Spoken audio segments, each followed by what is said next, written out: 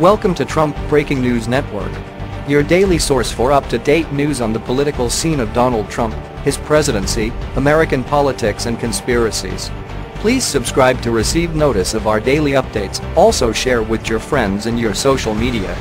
We encourage you to like our videos and give your comments.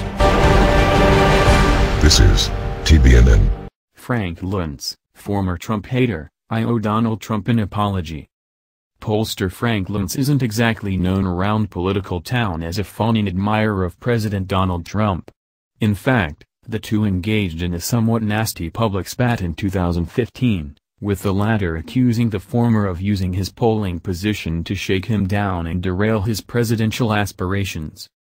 But now, post-State of the Union, 2018? It's a smiley new world. From Luntz, on Twitter, tonight, I owe Donald Trump an apology. Tonight, I was moved and inspired. Tonight, I have hope and faith in America again. It may go away tomorrow. But tonight, America is great again. #SATU. The fawning didn't stop there. Even in foreign policy and national security, Luntz wrote in a separate tweet, "This speech is a perfect blend of strength and empathy. These heroic stories break our hearts, but sturdy our resolve. This is the Trump his voters wanted him to be." #SATU. Dennis Prager, nationally syndicated conservative radio show host, said during the presidential campaign he was one of the never-Trumpers. While he very vocally opposed anti-candidate Donald Trump, Prager shocked his own listeners by admitting that he was wrong about his assessment of President Trump's ability to do right by Americans. He explained his new position on his radio show. "I was wrong. My opposition to Donald Trump was wrong, in retrospect. I was wrong. I had friends who supported him, and I didn't understand them. I said, are you not aware of what he said about John McCain? Isn't that enough to disqualify the guy? They perceived in him what I did not perceive in him, that these over-the-top statements, as objectionable as the statements themselves may be, and none of them defended the statements, nevertheless, what they perceived was accurate, a man who doesn't give a damn about what the press says about him. That is the only way to govern. It is the only way to advance the principles of conservatism in the United States is to not give a damn."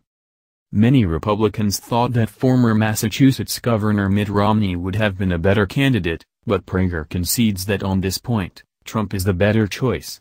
Donald Trump is so much better a president than Mitt Romney would have made. She was never a supporter of Donald Trump for President of the United States, but now that she's seen his success in office, one Republican journalist openly admitted she's thrilled he's the man in the White House. Molly Hemingway, senior editor at The Federalist, wrote a column in The Washington Post to explain why she did not formally support the president, but now applauds his achievements in office. Hemingway cited Trump's nomination of Neil Gorsuch to the Supreme Court as the first turning point. Her support for President Trump snowballed from there on.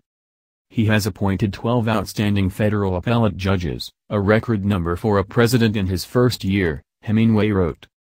By comparison, President Barack Obama had only 3 in his first year, she explained.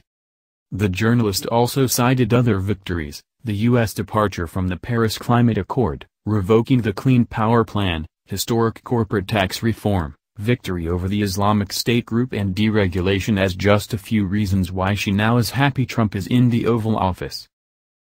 This has been the Trump Breaking News Network. Please subscribe and share to stay up to date on the latest news about our president. Be informed.